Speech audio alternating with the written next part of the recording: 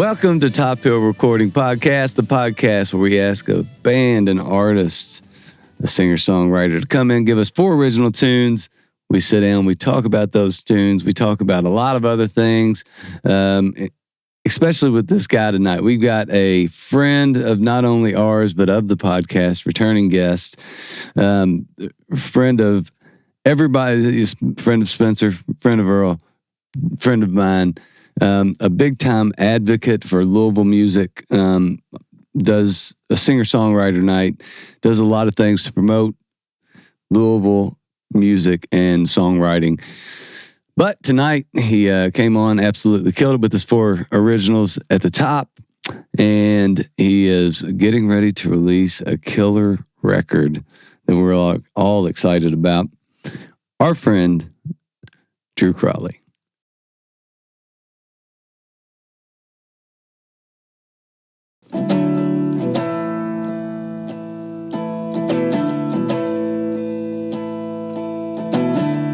I am an old woman named after my mother.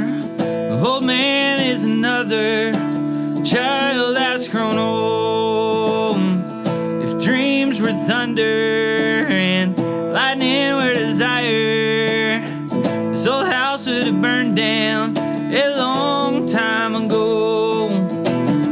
So make me an angel that flies from Montgomery. Make me a poster of an old rodeo. Just give me one thing that I can hold on to. Believing this living is just a hard way to go.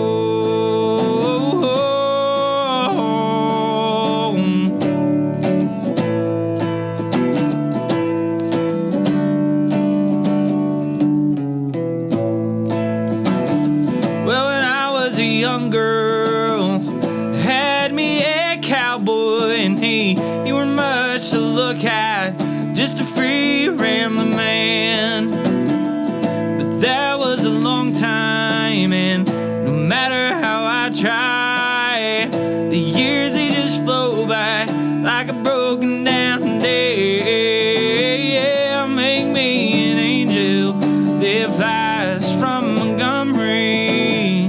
Make me a poster of an old rodeo.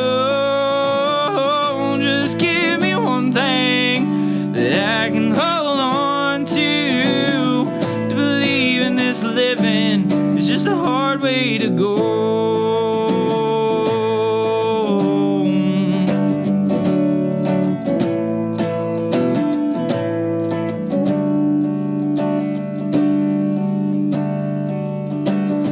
Well, there's flies in the kitchen, I can hear them, they're buzzing, and I ain't done nothing since I woke up today. How the hell can a person go to work in the morning and come home in the evening and got nothing to say? Hey, make me an angel that flies from Montgomery. Make me a poster of an old rodeo. Just give me one thing that I can hold on to believe in this living is just a hard way to go. To believe in this living is just a hard way to go. To believe in this living is just a hard way to go.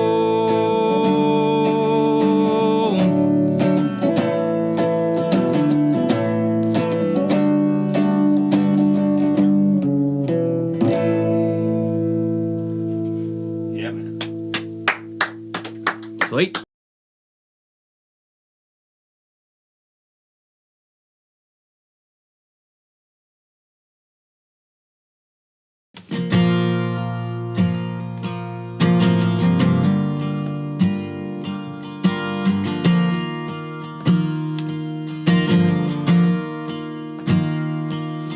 Got boots, but I don't wear them, and a horse that I don't ride.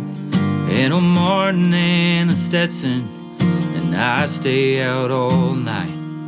Every honky-tonk I can go to is just neon radio songs. It's been so long since I've been home, can't imagine the steps I've lost. But Merle said we're hard to hold, and I reckon that it's true. But I'm as wannabe as you could wanna be. Ain't a cowboy, just sing their tunes. I'm a wannabe cowboy, just a wannabe cowboy.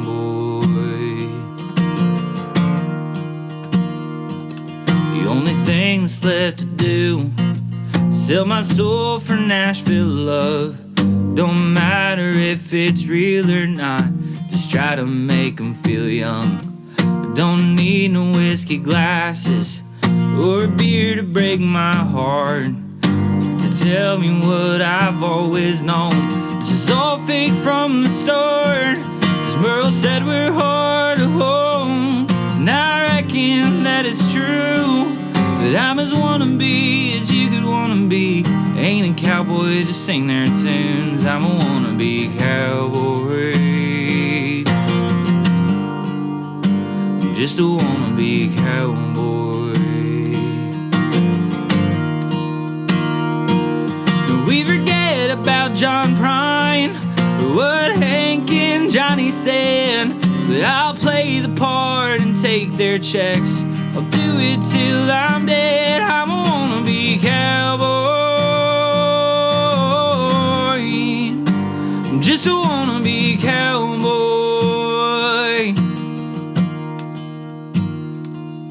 Well, I know I can't talk much, 'cause the city is now my home. I don't drive a pickup truck, I'm sure I ain't alone. Just quit the cosplay, take your time. Shut off 98.9. Tell the truth and walk the line. 3 chords and a drink is fine for this wannabe cowboy. I'm just a wannabe cowboy.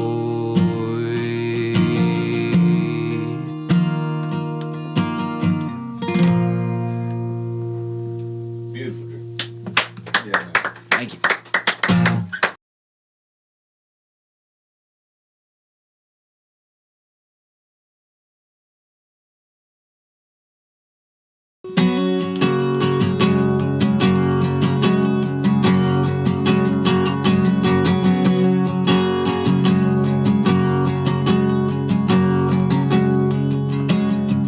Hey girl, don't you know you ain't gotta run no more?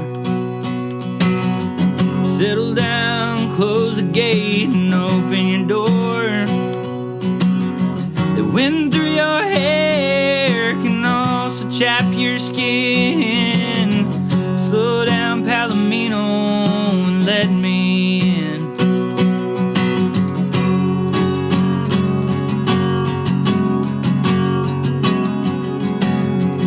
Hey boy, don't you know I ain't gonna throw you away. I've got the space for you through the end of days. Moving on ain't the same as fixing what's wrong. Slow down, Palomino, this life is long.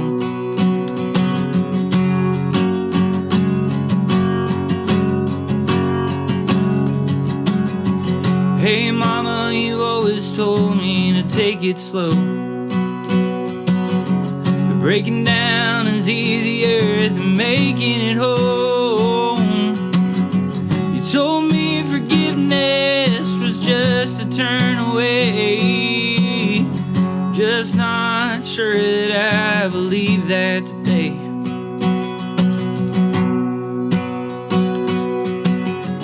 Time keeps moving, what's past is past. If you're lucky, you'll get some years to live with that. You know, some things were never really meant to last. Slow down, Palomino, this too shall pass.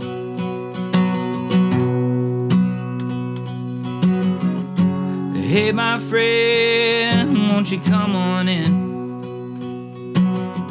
Leave all your running against the wind. Take just 1 minute and rest with me. Slow down, Palomino, just let it be. Slow down, Palomino, just let it be.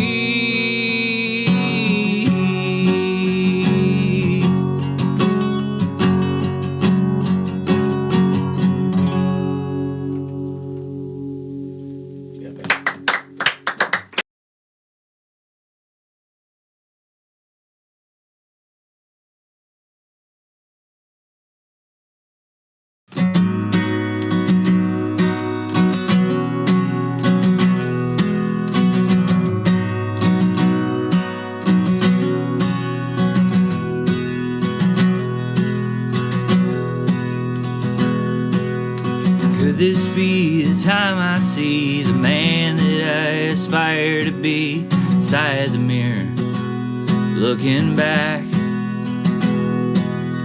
Will this be another fall when I break down, decline your call, and wonder if it'll be this way forever? We think it over, talk it through. Don't trust me and I can't trust you. Should we even try to make it go? I don't care how safe it gets if we're always caught inside the net of God's plan for us. Might as well hit the road. Could this be the time I make it out alive? Or will this be just another desert crawl? Am I too far gone for all the love you have? Or will this cosmic joke ever get funny at all?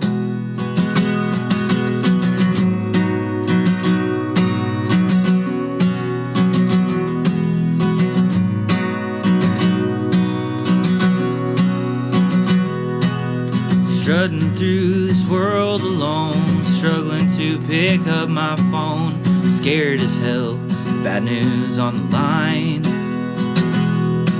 Just trying to be better than the ancestors I'm living in. Shadow of, break this family's curse.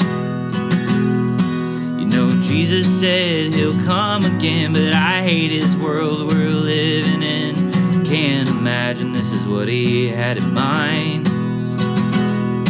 If we love our neighbor as ourselves, would the hate inside me start to melt? Would indifference hold its place in my life? Or could this be the time I make it out alive? Or will this be just another desert crawl? Am I too far gone for all the love you have? Will this cosmic joke ever get funny at all?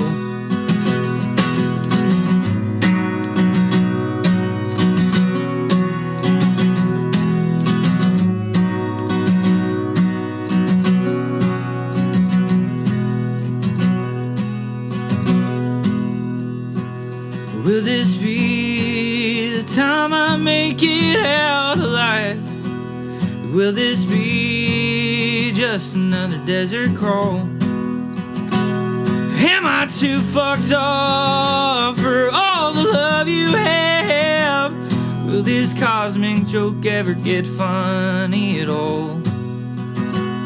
Will this cosmic joke ever get funny at all?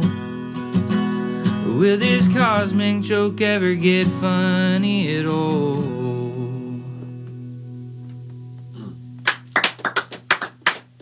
Howdy, y'all. What's up, bro? What's going on? It's good to see you guys. Yeah, How it's you been doing, fun so man? far. Yeah, Yeah. I'm doing well. It's been a hell of a year. Yeah. I think it's been just over a year since I've been here, but Yeah, it's what'd good you to be say? back. May of 2023? I think that's what it was around then. But yeah, May of last year, I think is when I was here last. And we were just in the process of starting this record. And here we are a year later. It's almost done after many bumps in the road, but here we are. Yeah. Dude, so it's been a bit of a year for you, huh? Yes. Between the record and everything else, you got married. Yeah, got married back in May of this year. So big, it's a slight life change, right? Didn't think I'd be doing that, but met the right one, and we got to celebrate all that with good friends, good music, good whiskey, exactly how I would want to do it. So of course. That was wonderful. Job transition. We're kind of, not to be political, but just on, the COVID is no longer this looming thing in our daily lives so much anymore. So, yeah, work's been crazy, life's been crazy, but it's good. Yeah, man. We got to listen to, let me take that back because Earl heard everything already because he is a way better podcast host than I am. He's listened to the record. He's actually heard a lot of this stuff live at the Logan Street singer-songwriter nights that you host. But man, there's been a bit of an evolution. I think you're a great songwriter before, but not only I think are you a songwriter, but you're a storyteller. You had 4 great tunes.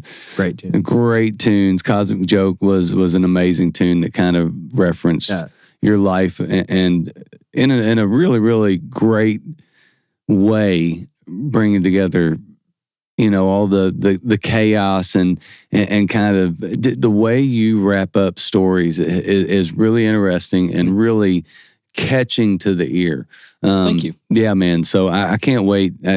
Shame on me for not listening to the record because we got a little advanced copy and I did not take advantage of that. It's been hectic for me the past couple weeks, but that is not an excuse. I have had an opportunity to listen to it and I just didn't do it because ADD? I don't know. I forget about shit. No worries. But yeah, man, super excited. It's a great record. Yeah. Thank you very much. It really is. And all the songs today, they sounded awesome. I mean, all fully produced. I mean, it's what a record should be. It's what the vocals especially shine, all the harmonies. Tell us a little bit about, I would love to know just where you made it, who you worked with. Yeah. So I'll give a long answer to a short question, I guess. That's what I'm good at. But the record really started about 2.5 years ago. Okay. Kind of coming off the heels of my last EP. And that EP was great. I'm very proud of it. But it was definitely representative of a time of life where I was on drugs and in a bad place, mentally, spiritually, whatever you want to put it. And so this record kind of started coming out of that time of life. And so, I've got 3 years now clean, no pills, no powders, nothing of any of that notes.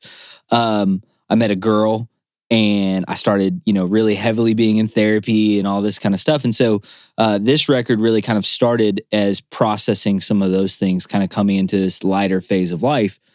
And then really started writing it at the Monarch, which is a space our that favorite we place. all love. Talk about it all the time. Tremendously.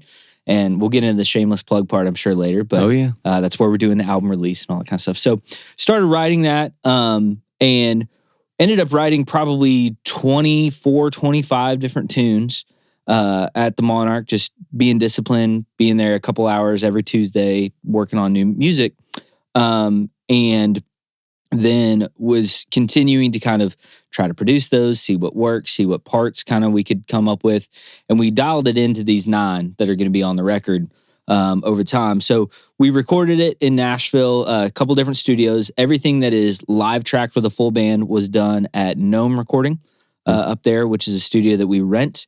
And then everything else was done at my buddy Lorenzo's studio, Alpine. Yeah, Lorenzo's been brought up quite a bit on this podcast. Lorenzo has quite a reputation. He's the unsung hero of the Louisville music scene. We hear a lot about it. We need to get Lorenzo on here one time. You need to bring him on with you one day. Absolutely, would love that. Yeah, that'd be cool. We were hanging out playing board games at my house today. I love the guy to death. No kidding. He's the man. So. Oh, right on. Yeah, but so worked with Lorenzo, got a great group of musicians. Glory Days, who we all know is going to have a feature on the record. Kevin Niehoff played a lot of the guitar parts. Great guitar work. I mean, he's played a lot of stuff. We've done these songwriter things that I've heard him play, but great guitar work on the record. It's it's killer. Does he do those harmonies too, or Some of them, yeah. Some of them, he's on the harmonies. harmonies shine big time on the whole album? Good. No, That was and something I let's- was passionate about having. You know, we talked last time I was here, I think, about it kind of being growing up in the church, and I love singing in harmony, and so I really wanted harmonies to be present on the record a lot. But yeah, so Renzo played a lot of the bass. We had a couple different drummers. My buddy Mark Krebs, who's a local guy here, he's going to be with us at the Monarch. A guy down in Nashville named Dylan Totora played on a couple of the tracks. So just a great group of musicians, great group of folks that helped kind of make that whole thing come to fruition. So. Yeah, again, long answer to a short question, but there you go. That's the story of this record. I dig it, man. I like long answers to short questions or short whatever the hell. Yeah, we don't like long questions, short answers. That makes for a very boring podcast. So Awesome. But yeah, it sounds great. I love it. So many good songs, even when you played them tonight. Like I said, like Palomino, probably my favorite song. But like every time I hear like you play another song, I'm like, is that my favorite song? Because they're really, you're very smart with your songwriting. Like as a songwriter, you've heard my tunes. I write like kind of simple tunes. I love what you do. I feel like you're really intelligent. That first tune has a couple like country music references in it. And I'm like, that to me is like out of all of the tunes, that's like a hit tune. But all of them, I would listen to. Like once I listened to your album, I just checked it out. I listened to it yesterday to prepare for today, but I'm going to listen to it again before it comes out because I have the link because it's killer. It really is. I told Neil he's got to check it out because it is mad at myself. It's right good. now. All good. Some Appreciate great you work taking the on time to there. listen. Yeah. No, of course. I mean, and I love that it was 8 songs because my album is 8 songs, and I feel like sometimes people Is it get 8 or 9? So Well, there's 9 going to be technically, there's but gonna with be with 8. the lead, yeah. So I'll say it on here. I mean, we're all friends, but we've got the 8 songs that are going to be available on streaming immediately on release. But for those that want to purchase a vinyl, there will be an extra track featuring Glory Days. great too. And dude. then couple of months after the launch and everything like that, Lee and I will put that out together as a joint release on our streaming profiles and stuff like Little that. I am little very, inside very baseball, excited man. to hear the Hell yeah. recorded version of that because I've heard you all play it, and I told you this off kind of the air or whatever, but that is my favorite song you do is the one with Lee. It is so good, and I can't wait to hear it. All credit to Lee on that one. He and I met at a songwriters round at the Monarch probably a year ago, maybe, and there was just an instant chemistry and connection between the two of us, and kind of I won't speak for him, but just kind of a mutual respect for how each other approach songwriting. And we talked that night and we're like, we have got to write something together as soon as humanly possible. And it took us 6 months because we're both musicians and we were flaky or whatever the case may be. But we really worked on that one in particular. You won't hear it on tonight's episode or anything like that, but it probably took us a good 4 months of consistently coming back to the table and refining and word choice and harmony choice and chord choice, and just every detail of that one was painstakingly worked over. And I hope that you can hear the results in the work on that. I've heard it live. All the work you put into it was worth it.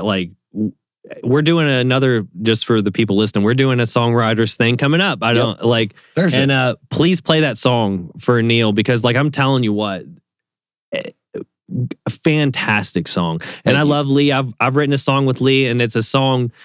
I mean, when you write with Lee, he is so, again, just a smart writer like you are, but he's brilliant. Brought out a tune out of me that I don't think would have ever, and I feel like out of the whole song, I just wrote a couple lines, and I'm still like, I don't know if this song would have ever, I never would have made it on my own. And I had the first couple lines, and I never would have written what I did with Lee. And I don't play it much, but I got input. I feel the same way. Yeah, I don't want to cut you off, Neil, but just a fun story. And I know we're talking about a song no one's heard yet, but we were on our way to cut it in Nashville.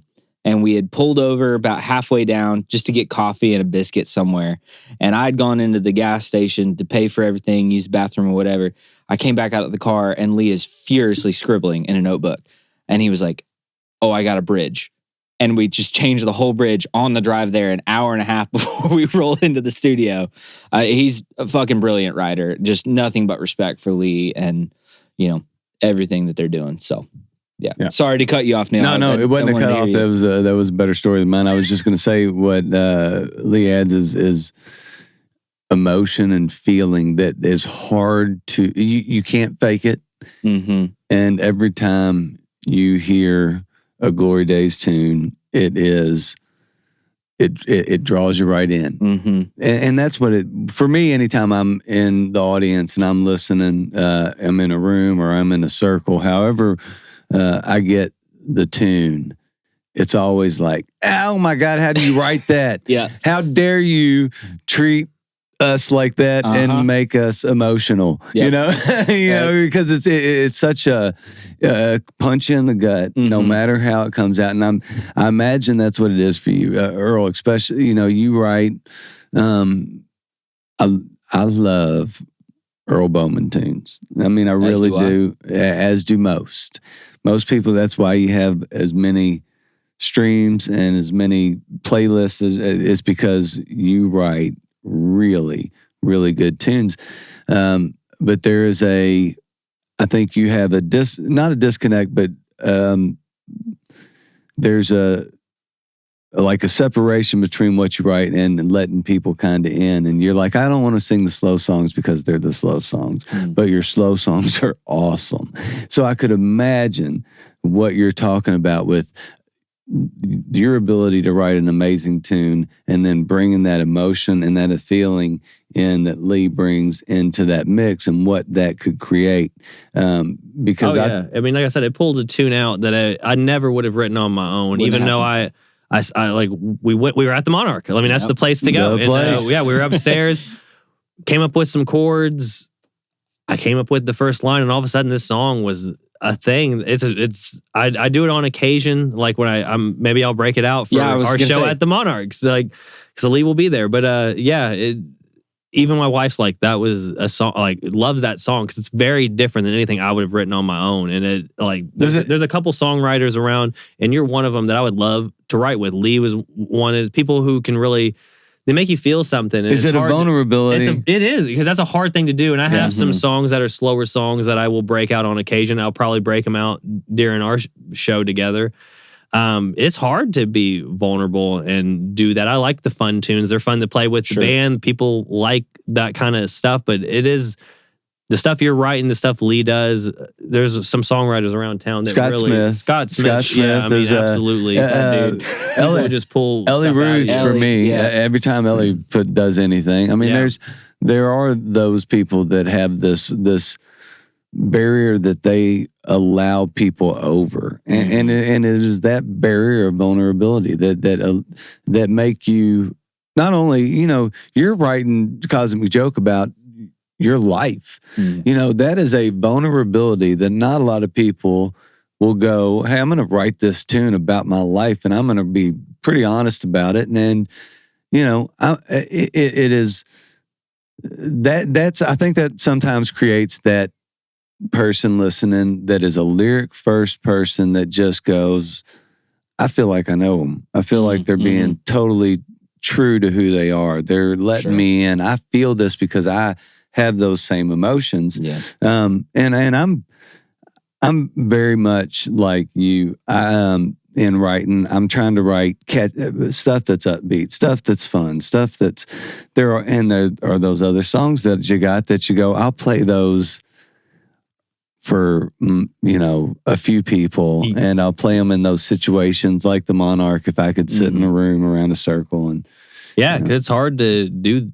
Like just open up and do that. And you do a great job of it. And kind of like Neil said, when you listen to the lyrics, it draws you in. And what's the best part for me is I'm not a lyrics first person. To me, it's like, the first thing I hear is a melody and like the music, and that catches you too. And I feel like that's what's the kind of the best thing about what you do is you kind of hit everything in your songwriting. It's the lyrics are fantastic and they draw you in, but the song itself is a good song. The melody and I know we're just on acoustic guitar tonight or the electric, but it just drop D tuning, but just even the chords and I mean, it draws you in. Everything does, and I'm a melody person first, and then sometimes I listen to a song several times before I really hear the lyrics. But when I'm hearing, especially here in this room, when I'm with the headphones on, I always hear the lyrics. Yeah. But you have that. You kind of have everything in your songwriting, man. It's great. I really appreciate it. That's kind of you to say. I feel like I've just been gassed up since I walked in tonight. That's really sweet of you guys. I mean, we talked about this before, but I'm a lyrics first person. You know, one of the things I think that saved my life was music like Rustin Kelly, music like John Prine, Jason Isbell, because you're in the room with them, experiencing what they're experiencing, you know, feeling what they're feeling. And that was something I was so drawn to. You're right. It is hard as hell to actually get that stuff to the forefront. You know, that's why I said, you know, we wrote 4 times more songs than are going to make it on the record, but it was because we had to kind of push past that barrier, you know, the kind of that wall that we all put up to be like, well, I think this will be, catchy, but I won't be really vulnerable or I won't be really seen by putting this one on the record. And you all know as well as I do, and you're making a record, there's only so much money to go around. And so it's like, if we're going to spend the money on this, it has to be actually me. You know, I can't do a bunch of fluff and bullshit, for lack of a better word. Right. It's got to be, you know, the real stuff. And I appreciate the compliment on the guitar, parts as well. I've said this before to all of y'all. I'm the worst guitar player in my band by far.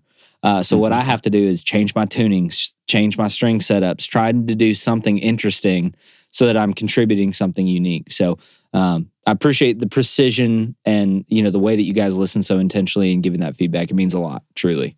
Well, you make it easy to give good feedback. Yeah, I mean, I say this all the time, but the best part about this podcast is everyone that comes on is good. And it's good to have you on.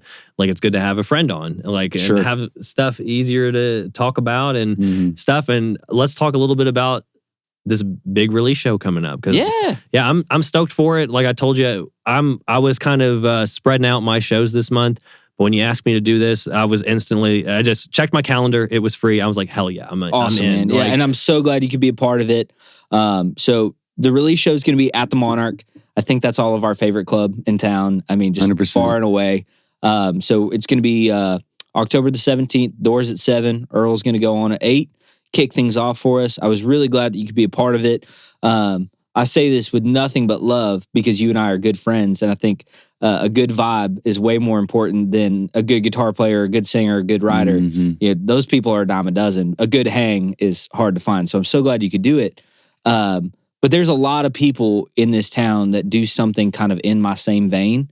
And I was so glad because I think what you and I do is mutually respectful of each other, but it's enough different that it's like, oh, people are going to get a really interesting show. So I was super excited that you could do it. It's going to be a fun night. You're going to kick things off. And then I've got, all the boys coming with me that help make the record. We're going to, just play it front to back. It's my first time investing in merch. So, hats and vinyls. Do you got stickers? No stickers yet. God, they're coming. Dang it. Well, if you have vinyls, you have one sold. I got you. Yeah, you got 2 sold. Absolutely. 3. You got 3 sold. Well, we'll get those coming. So for the show you got to autograph it for me too, man. I need it on the not on the vinyl but itself because I want to play that. Of course, you got it. You got it. So vinyl's a big important part of my life. This is the first time I've had something to be able to physically, tangibly hold. It's like, cool. Oh, I made this shit, So very excited about that. It's going to be a great night. I would encourage everybody to come, whether you come to our show or whether you come, just to the Monarch and support what they've got going on. It's a worthy place of your time, of your money, of your attention. I mean, it's just so special. And it means the world to me as somebody who's benefited so much from that place to be able to launch the record there, with friends. So. All right. So I've got 2 things I've thought about. Number 1, that just inspired me. I need a vinyl wall. So we need a wall of the vinyl print, not the vinyl itself, because I'm still going to play the vinyl. I want to with the autograph and the vinyl artwork on the wall as you walk in for all our friends. Drew, Sydney Sled's one I think of. Yeah. Are you going to have I'm going to have one. Yeah. Earl Bowman. Boom. That's another one. Zeno, for sure. Zeno. I bet, man, there's so many that I can think of. Our Fuzstration's bringing a vinyl when they come back on. Fuzzstration, and theirs are probably going to be amazingly cool. Yeah. They're probably going to have like a gigantic rolling paper in it, like the old Cheech and Chong comedy record. Yeah, dude, I could see this. It's going to be amazing. We got to do that. But while you were kind of talking about earlier, we were talking about vulnerability, and then you kind of other things that you mentioned earlier, and it got me to thinking. You talked about vulnerability, and you talked about earlier drug addiction and being 3 years sober from pills and powders and those things, and the 2.5 years you were writing this record that's getting ready to come out. What was that, man? Like, you're dealing with a life change 3 years ago where whatever, we don't know. We don't need to know what it was before. We don't need to know how. I think we probably even discussed it a little bit in the first episode. Mm-hmm. So for those listening, go back and check it out. But, you're going through a big change when you start this record and you start this process of writing.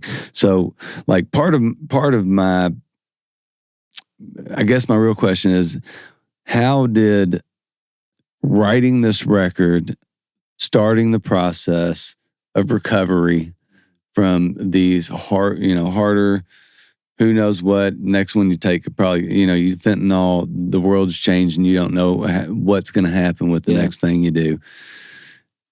3 years ago to 2.5 years starting this to getting these songs out. Like, is there something in this process and this release that is even more cathartic, considering where it started to where it is now, to where your life is, to where you're married, you're more settled in who you are. I mean, as we grow, you're going to be 50 and still figuring out who am I. That's all how life. I hope, because I'm 40 something, and that's the way it's still working for me.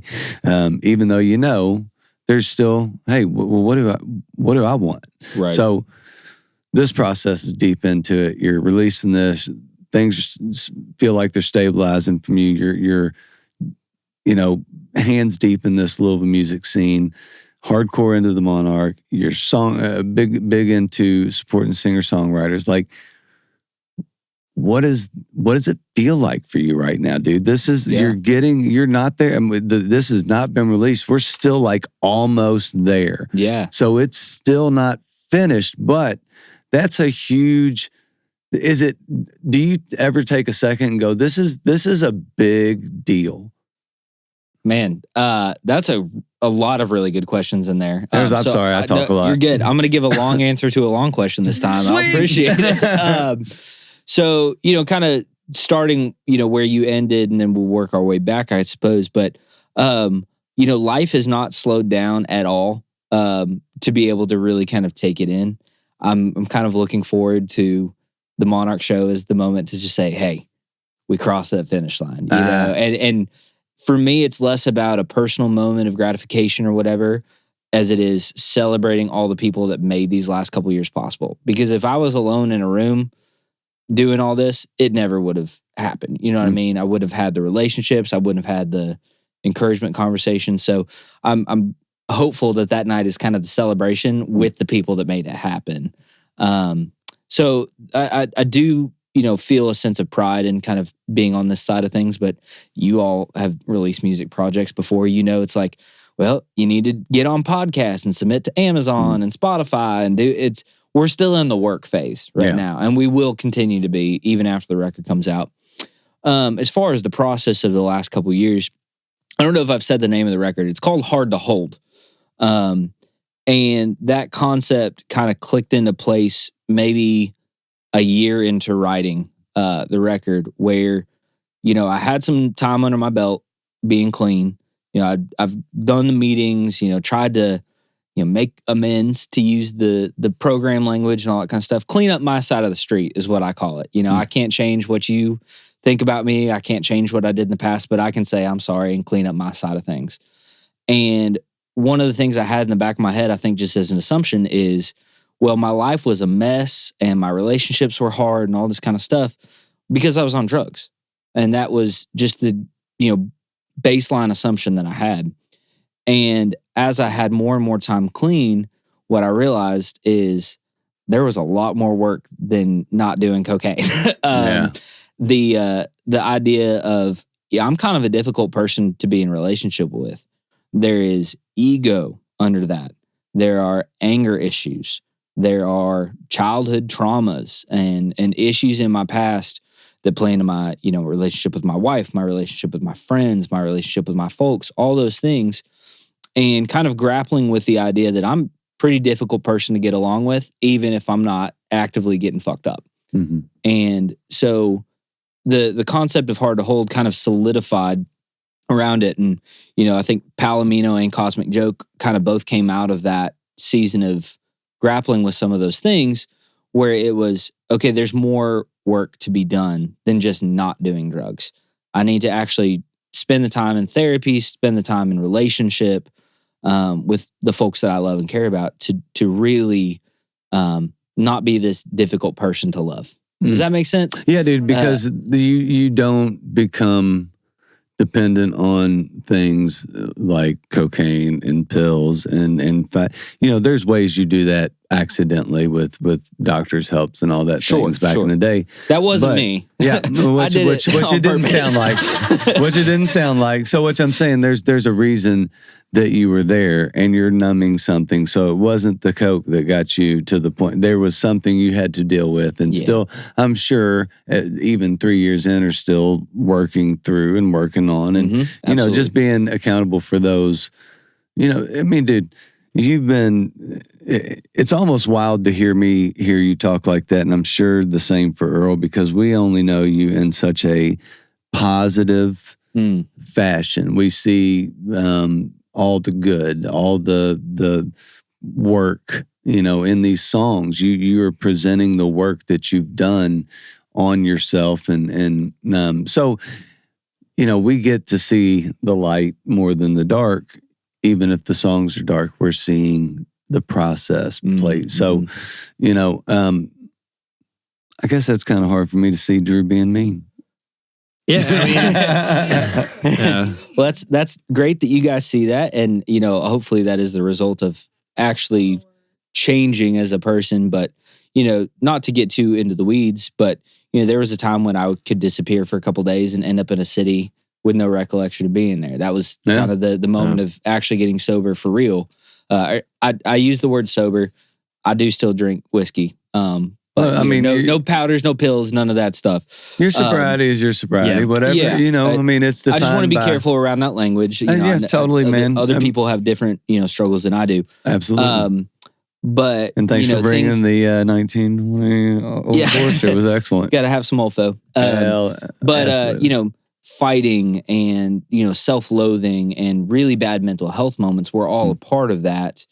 And I think for me, that the drug use and abuse was more of an effort to numb all of that. Absolutely. You know what I mean? And so it really was, getting off of all that stuff was a necessary first step, but it was like step 1 of 20. Like that was just the very, very start. That was the realization of coming to my senses a little bit. So. Well, dude, I mean, super kudos on taking the steps to do that and being 3 years clean. Sobriety is defined, in my opinion, upon what the person that is sober defines it. Absolutely. It is not based on what the world thinks. If your issue was one thing, not another, and you're dealing with that one thing that changes your life if you do it, and makes you the worst version of yourself, and then, I think you get to the point in life where you can go, I can't concern myself with your opinion. Right. Yeah. And a lot of these songs and this process and these things, I think, are getting you at that point with yourself. And I mean, this is totally Oprah.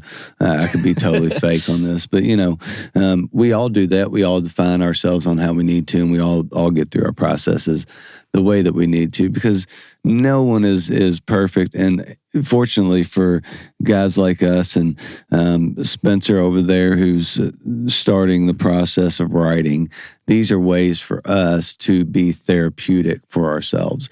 We get to get our hey, double middle fingers to you out in a way where we don't have to do that. Right. We can do it on a paper, and we can spew our anger or throw all our love on a page and do the things that we need to process our moment before we lose our mind in a way that other people just don't understand. The artistic mind works in a weird way. But I will say this, man, like every time that you've come in and you've brought something in, it's been very, very much one of those things that just pulls you in and really connects. And you have a tendency to do that because you're so honest and vulnerable in the things that we've talked about throughout this podcast. I mean, it's just, it's like I said earlier, it's wild to think there's another side because you're so open and I just appreciate you, man. Yeah, absolutely.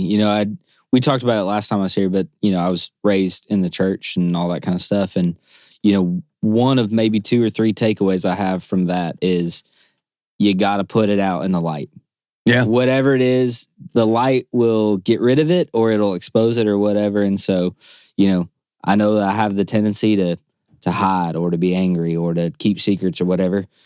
If I don't want to be that person anymore, I just have to tell the truth about it. Yeah. And I think that's a universal thing for everybody. Bring it out in the light, man. That's the only way to move through it or move past it or whatever you want to do. So, not to put my therapist hat on, but no, dude, I totally agree. It's with any religion and being brought up. There's Catholic, there's all the Christian, there's the million Baptist, there's Muslim, a million different religions. But I think in all those, if you're brought up in some type of way, there is that. There is the just bring it into the forefront. Lead with love. If I think if more religions and religious people that consider themselves, a this or a that. Mm-hmm. would lead with love, then more people would experience what religion's all about. Because I think that's more of what it is. Lead with it, put it out there so people can love on your wound to help you heal. And I think a lot of songwriting has a tendency to be that. Yeah. So I appreciate that. It's good perspective. I don't know. It could be bullshit, but that's just what I said. All right, man. So. We've got what is the date for the Monarch gig? It's going to be October 17th. And coming up. Oh, dude, the record will be out at midnight, so it'll be boom, boom, boom. Midnight the 17th. So 18th. Midnight the 18th. So 17th release. Yep. We'll get off stage at 9. Dude. We'll go to my house. We'll have some bourbon, and then we'll listen to the record when it comes out. We'll have a listening party. Oh man, this is gonna be great. Looking forward to it. How exciting! Yeah, I can't wait, truly. And I mean, so do you feel like this is the 18th at like 12:01? You're pushing play on the Spotify or whatever we listen to it on. Do you feel like that's the moment you go, all right? Yeah, I hope so, man. I really hope so. The idea of having my closest friends and family listen to it for the first time on a record. Probably I will run to the bathroom or go outside and have a cigarette while everybody does their thing. But once it's out, you told us earlier you love to listen to your voice. I can't stand it. Yeah, we play like 30s. We always play a little bit of the tunes after, like while we're kind of breaking down. And we were like 30 seconds and you're like, can't hear my voice. Yep. I feel you. So everyone was like, dude, it sounds so good. Play it. And I played it and immediately. And he's like, all right, we'll turn it off. But me and her were like, sounds so good. It sounds so, it's Once amazing. Again, kind of you guys to say. But man. No, I'm looking forward to that show. I think it'll be a really special night and, hope to be able to kind of have that as the moment of crossing the finish line, so to speak, on that project. And I'm looking forward to it. Dude, not only the project, but the process of I really think it's more than the project. It's 2.5 years of writing, of 3 years of being sober. And that process alone, it seems like a bit of a diary. Having the ability to, because honestly, man, not a lot of people get to 3 years, so you really should be proud of that. Thank you. That is not only a thing, but you're dealing with, there's zero stress in writing a record, zero stress in getting married. There's zero stress in any of that, right? Oh yeah, it's all super Yeah, chill. it's super easy, super easy. So it's not like you're going through life like everybody else is. But seriously, man, I mean, I think the healthy way to do what you did was to do how you did it, and to be able to get to the point where we're at October 18th, midnight, to be able to reset and kind of go, well, what's next now? Well, what are we going to do? You know, Absolutely. I kind of get am I going to write happy songs now? What are we going to, are we going to write everything in major? No. Have you met me? Is everything going to be in major chords? Yeah. You know, I don't want to, put out any spoilers, but there is a love song or two on the record. no. I have some happy songs. Well, I have Earl the knows ability to this. do I that. don't. He's a better podcaster than I am. All good. No, but yeah, super excited to have that one out there. And I think more than anything, my hope was in kind of exploring the harder side of mental health and the struggles in the last couple of years, but also sharing the moments of brightness and joy and love, especially with my wife and those things. I hope other people feel seen in that and can kind of see themselves in, hey, life can be really difficult and really messy and really hard. It can also be really beautiful at the same time. And those things aren't mutually exclusive. And, that's all of the songwriters I mentioned before that I really respect and have benefited from do that really, really well. And so, everything is an imitation, right? I'm trying to just do what the other people that have benefited me or blessed me with their writing have done. And so I'm hopeful that other folks will be able to experience that in what I've put on this record. Awesome, man. Well, we've spent a lot of time over at this desk tonight, but I think we need to throw it over to the old switcher station and take questions from those guys because they've been awful silent. They pulled the mic down and asked her a question, you guys. What's up, friends? No, you go ahead. Shoot. Well, I don't know. Well, questions. I'll just start and say, I appreciate your vulnerability. I related a lot to, and forgive me because I can't remember what was the third song that you. That was Palomino. That one, I immediately was like, oh, that one hit me in my chest. So Thank you. I do appreciate the vulnerability because, I can relate to that stuff. And I do appreciate the perspective that you said, like, those things are not mutually, happiness and sadness. Like, you can have both at the same time. When you started, how long have you been writing music? When did that come into your life? Yeah, I've written songs or helped people with turns of phrase most of my life. Post middle school probably. Writing for me was something that kind of came, in the midst of getting sober, and kind of around that. I shared this the last time that I was here, but my whole life with music was in the church until I was 25. And, ended up being excommunicated, walking away from the church entirely, all that stuff. And I left music with all of that. A lot of great things are done by the church, and a lot of people mean those things sincerely, live those things sincerely. I have no gripe with that stuff. But I think a lot of my hurt that started all this was in the context of the church, and all of my love for music was in the context of the church. And so when I ended up leaving that, I left music there.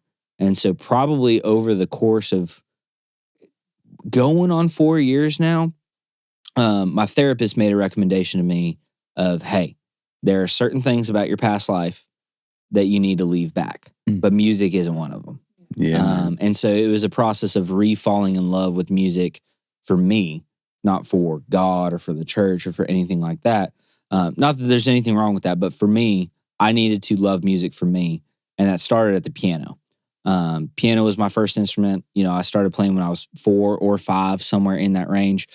Played my whole life. Ended up getting a degree in piano. Everything but I think Palomino that's on this record was a piano tune originally. So we just wrote the whole thing on the piano, did it all that, but ended up falling back in love with the piano.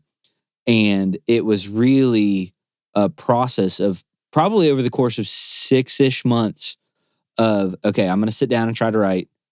and I have a panic attack and I can't, right? Mhm. Because it has all that baggage and all that weight to it. Having to process all of that. Exactly. Go through it. Yeah. Yeah. And it doesn't bring up just this moment. It brings up Right. years and years and years of moments. Because I've spent hundreds, if not thousands of hours sitting at the piano. And all of those things are present. But then some days it would come out and it was the most beautiful therapy. And it may take me 3 weeks to get the song exactly right. But you get a skeleton or a framework for something sitting there, even if it's just a chord progression and a melody.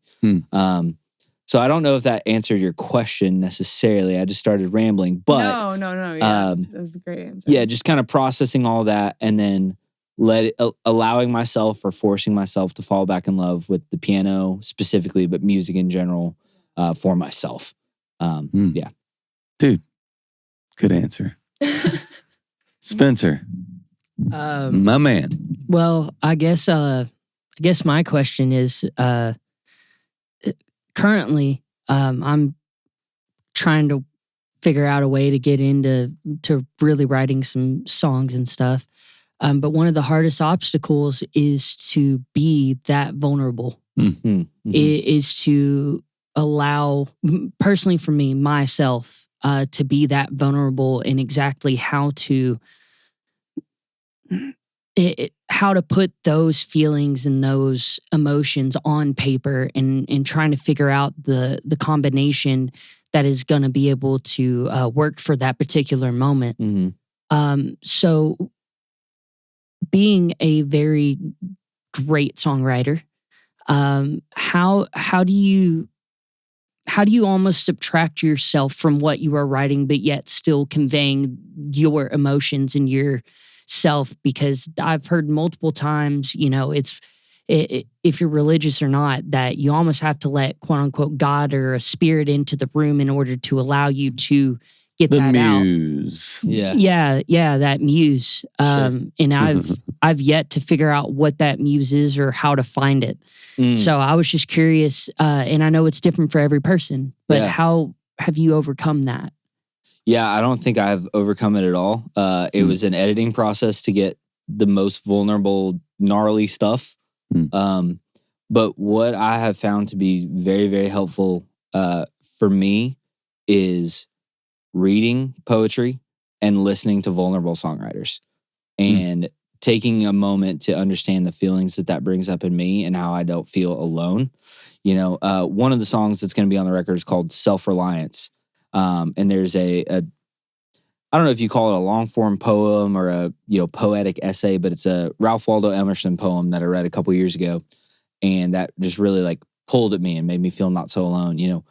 Rustin Kelly, I'm a stan. He's one of one for me. Just and all the addiction and the divorce and the dealing with God and all those kind of stuff. I connect with him, and so I think I'm not qualified to give advice. But if I had any advice on the vulnerability side, it is listening to the people that make you not feel alone and not feel crazy, and then imagining that you could do that for somebody else. So if you put your bullshit and your hard stuff on a piece of paper, I'd try to imagine the little kid that I needed, or that I was and needed to hear some of those things, and be like, I would be grateful if somebody told me this when I was hurting. That's it. I don't have any real advice on that, but that's what has helped me. Well, question on top of that may help define that answer a little bit. Please. Is there a portion of yourself that has to stop self-editing to do that? Is there, because a lot of times when upon first thought, this line just came into my head, and it can be a full thing. It can have a melody, it can have a thing, but you go, it's too corny, it's too blah.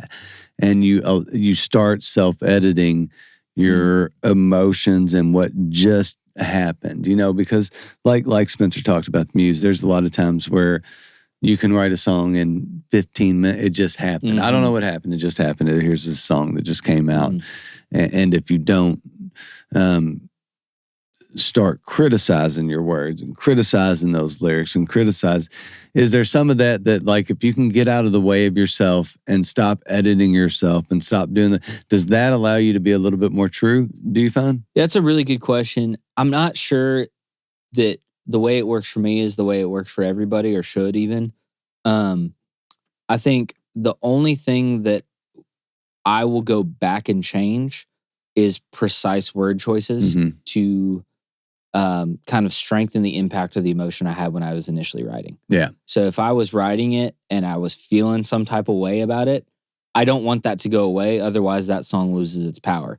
There's 10 songs on the record that started with an emotion and then we edited, tried to change it, tried to make it super precise, and it lost the moment that it was written in or the feeling that it was written in. So I feel like I'm waxing poetic about something. Dude. But I understand it in this way because I listen to a lot of comedians talk about, I listen to a ton of podcasts and it's generally storytelling, some type of horrific shit, or comedians talking about stuff, but they always end up talking about the process, and that's what they talk about is omission, like taking out words to sharpen the sword of the sentence. You know, cut the fat, constantly cutting the fat, doing the things that make the point and nothing more, nothing less. Like get it to the bone of what you're trying to say, and take out the bullshit words like and the thing and everything, and you know the little bitty things that really don't mean anything. Be specific, be emotional, allow yourself to just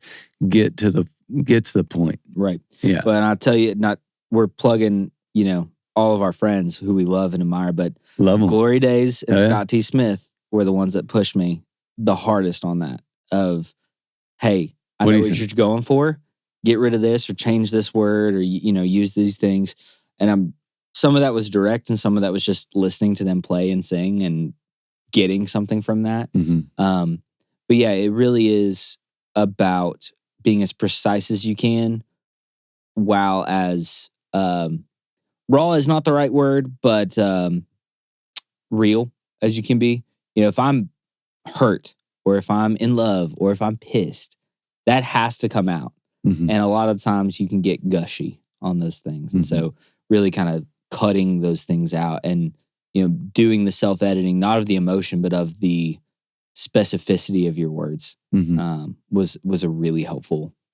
Yeah, well, and diving into poetry will probably expand your vocabulary to be able to do some things that otherwise keep you in that vein of using 3 words where you can use one. And everybody needs to read poetry if you're trying to write songs. I'm a big Emerson guy, so shameless plug Emerson. But yeah, read poetry and listen to good art, and that will usually stir something if you're trying. Yeah. There is an amazing book, and it is all of Johnny Cash's poems that he wrote before they were turned into songs. Because he wrote all, and it's funny because you'll flip through page by page and you'll notice, oh, this is only like half a verse, or this is only like a quarter of this. And it's like, and I've been really trying to like look back and study that because one thing that, in my opinion, Johnny Cash did extremely well was exactly what you were talking about, was taking the emotions in which he felt in the moment, but cutting it down to make it lean enough for the common consumer to consume it. Right. Yep. And well, dude, not as a comparison by any means, but that's when I handed you those 2 books of that's what that is. You know, most of that stuff was poetry. It was depending on where I was, because it was from high school to, you know, 30 something years old. It was everything. It was every emotion. It was anger to happy to, but it was those. It was 4 lines or a line, you know, just little bits and pieces of stuff that you go, this is something, but it ain't a song. Right. You know, it's an emotion, but, you know, I'm not going to take the time to try to figure this one out. It's too much for me. But somebody needs to use that as a title for a project. This is something, but it ain't a song. This is something, but it ain't a song. Yeah, dude. Let's figure it out. Sorry to cut you off there. Go ahead. We could do that for sure. Let's write that one. This is something, but it ain't a song. That's the name of this podcast episode. Good All stuff. right. Well, hell, dude, I think this one might be the longest one we've had in a long time. This is like 3 hours deep, it feels like. But it's probably an hour and 10. No, 54. we're under an hour. No shit. Yeah, well, have just one on this, but we got... question, Sing it, baby. I've Okay, got nothing here- else to do tonight, so I was whatever. gonna say, well, I might it's have one more just- bourbon. It's one thing to like sit down and like write these songs and to like record them and put them on an album, like these vulnerable songs, going back to vulnerability. But like, what is it like, or what are the feelings that you feel before you get up on a stage and perform these songs that are very vulnerable, that are like very about you and what you went through, or and you don't know these people in the crowd, or you do, but most of the part it could be people you don't even really know. Like, what are those emotions? Oh man, that's a very insightful ask there. Yeah, sorry. Most of the time I'm playing it live in Mhm. terms of a crowd, like someplace I'm paid to show up and play my songs, there's a small group of folks that have heard it before. My wife, my buddy Lorenzo that produces the music for me. There's a kind of a trusted small group of people that are like, oh yeah, that sucks, dude. You should never play that out loud. Or yeah, I think you might be onto something there, that kind of thing. So a lot of the emotional side of that has been processed before. I think there is always, for any of us that have a microphone in front of us and are playing songs that we wrote, there's a little bit of that apprehension. And I've said this for several years, but I think one of my biggest problems when I was messed up and struggling and all those things in life was I had this inherent belief that I could not be fully known and loved. And if I was loved, it's because they didn't know the truth. If they knew the truth, they wouldn't love me anymore. That kind of a thing. And that's kind of that constant little inner voice in my head. And so I know that to not be the case because of artists that I love and writers that I love and poets that I love, where you show me the ugly and I'm still here for you, man. And I'm probably more in your Even corner more so, yeah, than I dude. was before.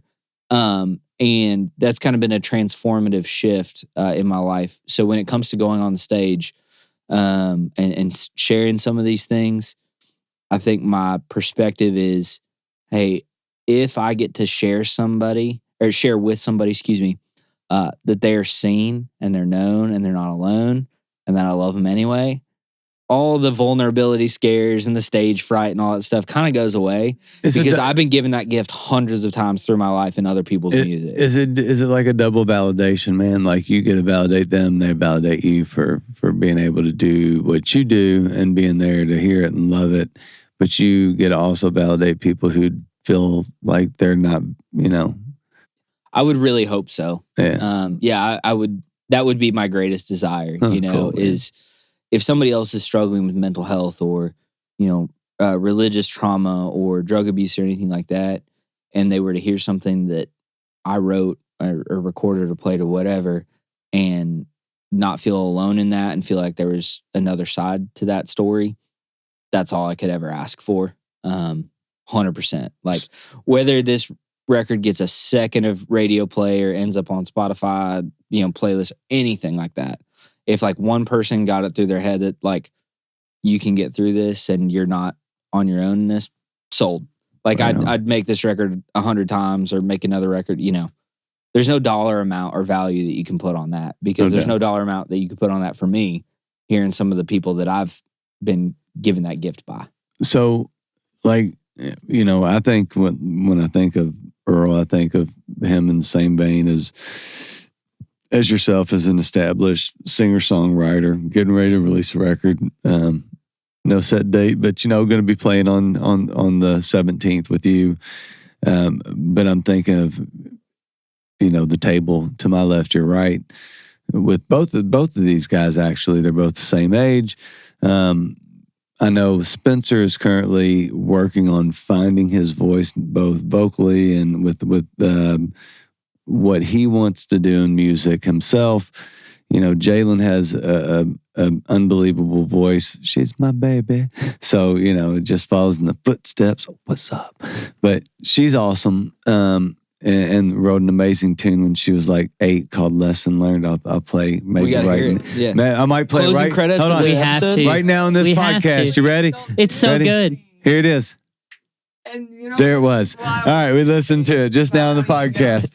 All right, so like we used to sing even when she was a little bit bitty thing together on stage, and we did some stuff. But you know, there is in both of them, I see this shyness of being able to just go, "That's who I am. I'm going to sing. If you like it, cool. If you don't, okay. Whatever." You know what I mean? And like, they both have such an unbelievable heart and ability and all these things that like I know I believe in. I know Earl believes in. He doesn't know Jalen, but Spencer believes in it. But you know what I'm saying. So, like, advice for up and comers who are just at that threshold where they're like, I want to express myself. I don't know how. I don't know if I'm, questioning my lyrics or questioning my pictures or questioning my this or questioning my this. Those little things that fight an artist, fight that ability to put themselves out there.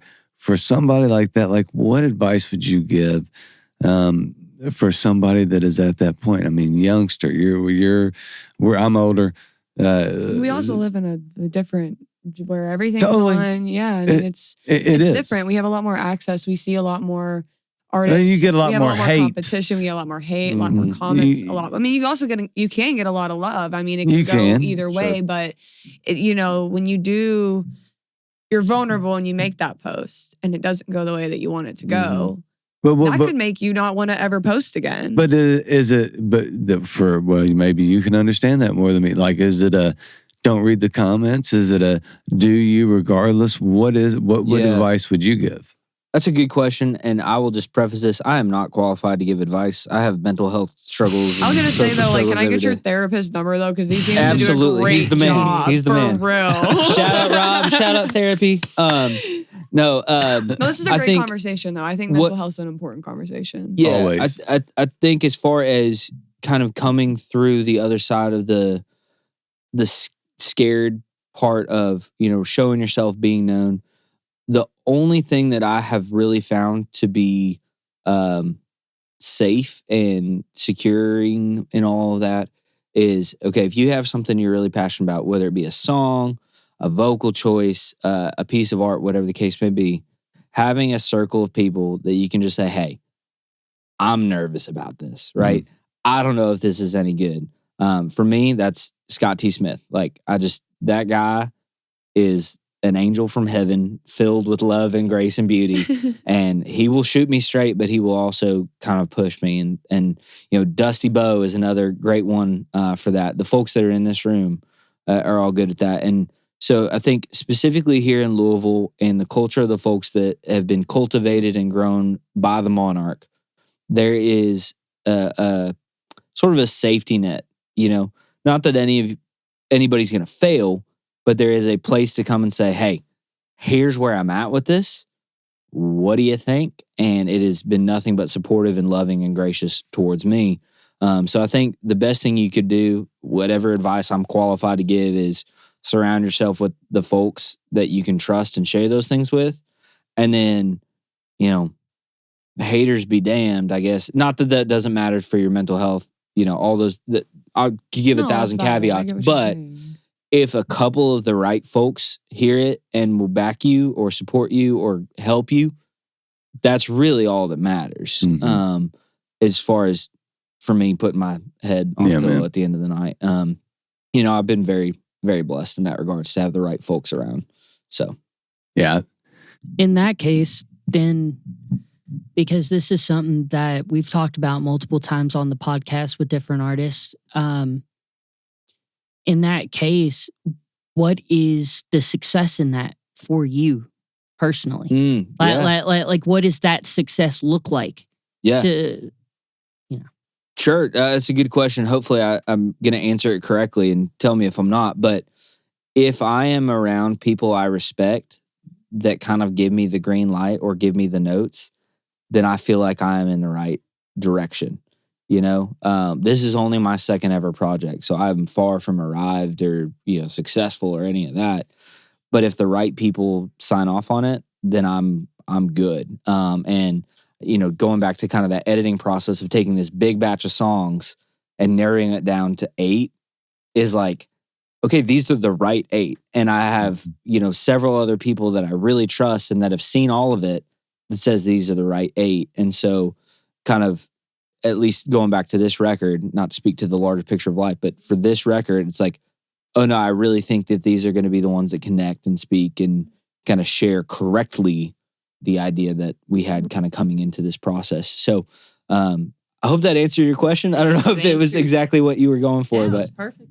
It was the perfect answer because it wasn't really about like career success.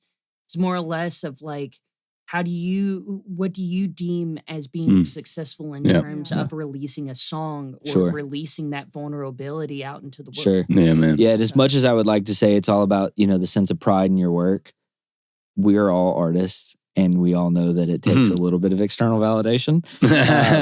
So if the right people give the green light, it's like, yeah, okay. And again, not about industry success or career success, but if someone I respect as a musician and a writer says, hey, I think you're onto something there, cool, done. Like, or, you know, if my wife says, hey, I think that was like actually how you feel, done, sold. Like that's really kind of all it takes for me personally. So yeah, thank you for that. That was fucking deep. Yeah, sorry. I tend to. We're getting emo on the pod tonight. Let's go. All right, brother. So October 18th at midnight, you can check out the record.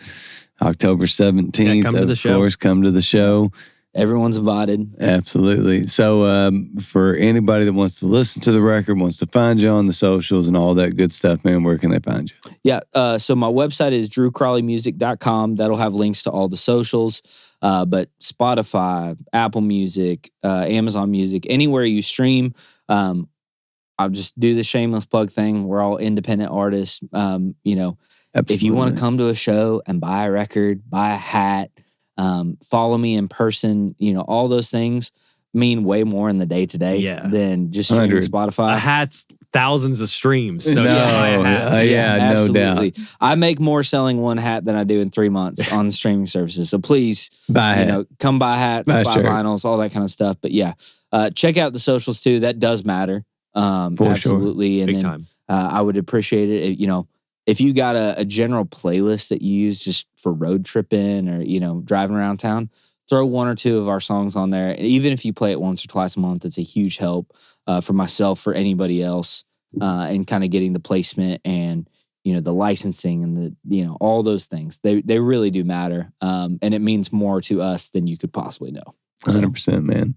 All right, Spencer, where you at, buddy? Pull that mic down. Let us know. It's just Spencer.Corbin, Corbin, on all the socials and all that stuff for any luthier needs or anything of that nature. Jalen, where can they find you? I mean, you got to... Here's the thing, you at least got a with picture Jay, stuff.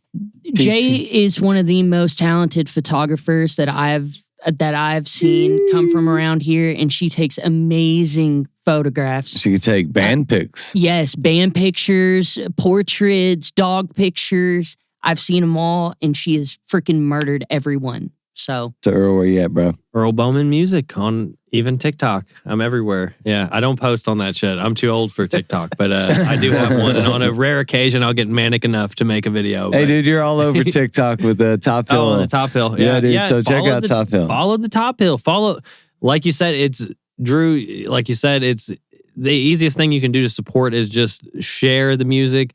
To give a follow, give a like. Like people act like that stuff isn't important, but when you go to book shows, people look at your Instagram and stuff. So give Drew a follow, give the podcast a follow, give these folks over to my left a follow. Absolutely. Give me a follow. Hell, I want it. Let's go. You can check me out, Neil Johnston, on Instagram. That's where you can find me most of the time. We are tonight brought to you by Old Forester 1920. We did not want to go out without mentioning The Fly, that has also been a sponsor of this podcast. We did not ignore that Fly. We knew he was here.